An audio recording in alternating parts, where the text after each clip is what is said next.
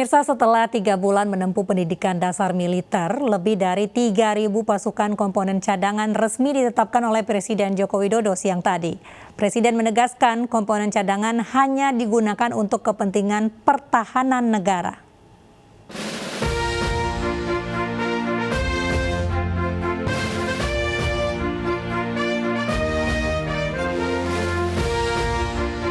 Atraksi bela diri mewarnai upacara penetapan komponen cadangan tahun 2021 yang digelar di Pusat Pendidikan dan Pelatihan Pasukan Khusus Batu Jajar, Bandung Barat, Jawa Barat pada Kamis siang.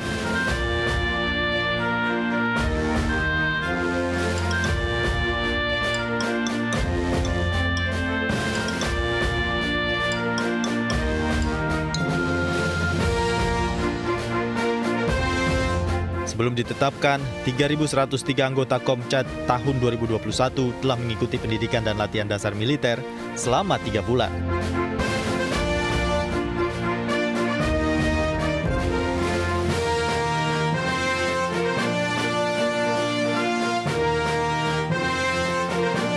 (500 orang dididik di Rindam Jaya, 500 orang di Rindam 3 Siliwangi, 500 orang di Rindam 4 Diponegoro, 500 orang di Rindam 5 Brawijaya, 499 orang di Rindam 12 Tanjung Pura, dan 604 orang dididik di Universitas Pertahanan Bogor, Jawa Barat. Undang-Undang Nomor 23 Tahun 2019 tentang pengelolaan sumber daya nasional untuk pertahanan negara telah mengamanatkan pembentukan komponen cadangan yang berasal dari unsur warga negara yang dilaksanakan melalui tahapan pendaftaran, seleksi, pelatihan dasar kemiliteran, dan penetapan. Presiden mengatakan komponen cadangan akan memperkokoh sistem pertahanan dan keamanan rakyat semesta atau Sishankam rata. Pada saat yang sama, pemerintah terus melakukan modernisasi alat utama sistem persenjataan secara menyeluruh pada semua matra. Saya menyampaikan terima kasih kepada saudara-saudara yang telah mendaftar secara sukarela, telah mengikuti proses seleksi dan pelatihan dasar kemiliteran secara sukarela, dan hari ini saudara-saudara ditetapkan sebagai anggota komponen cadangan. Masa aktif komponen cadangan tidak setiap hari. Setelah penetapan, anggota komponen cadangan akan kembali ke profesi masing-masing, tapi harus selalu siaga jika dipanggil negara. Komponen cadangan dikerahkan bila negara dalam keadaan darurat militer atau keadaan perang. Dimobilisasi oleh Presiden dengan persetujuan DPR, dan komando dan kendalinya berada di bawah Panglima TNI.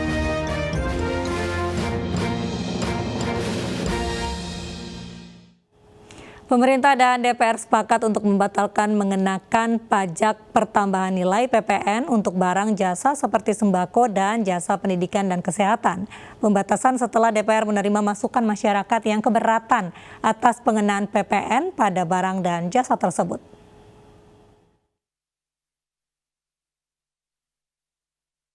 Rapat paripurna pembicaraan tingkat 2 pengambilan keputusan atas RUU tentang harmonisasi peraturan perpajakan menjadi Undang-Undang HPP di DPR sepakat. Barang kebutuhan pokok, sembako, jasa kesehatan, jasa keuangan, dan jasa pelayanan sosial terbebas dari PPN. DPR memperhatikan aspirasi masyarakat bahwa bahan pokok dan jasa yang dibutuhkan masyarakat banyak akan terbebas dari PPN.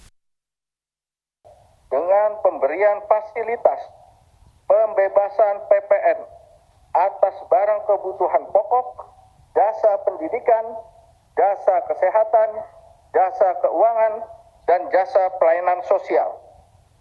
Hal ini sekali lagi merupakan bentuk keberpihakan DPR sebagai wakil rakyat terhadap kebutuhan dasar masyarakat banyak. Namun dalam RUU HPP, pemerintah dan DPR setuju untuk meningkatkan tarif PPN pada tahun 2022 dari 10% menjadi 11%. Kemudian akan kembali naik menjadi 15% pada tahun 2025. Tim Liputan iNews melaporkan. Gubernur DKI Jakarta Anies Baswedan meresmikan pembangunan kampung susun produktif tumbuh cakung untuk warga pindahan dari Bukit Duri yang digusur pada 2016 lalu. Rencananya 75 kepala keluarga korban gusuran mulai direlokasi ke kampung susun cakung pada Maret 2022.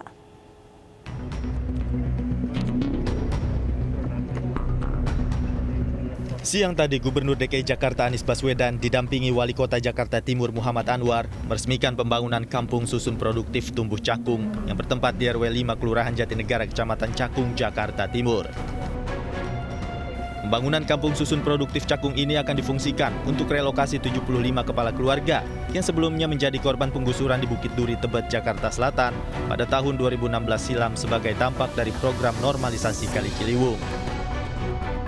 Pembangunan kampung susun yang terdiri dari 2 blok bangunan, 5 lantai, dan 79 unit hunian ini ditargetkan akan segera rampung dan dapat mulai dihuni oleh para ex-warga Bukit Duri korban penggusuran pada Maret 2022 mendatang.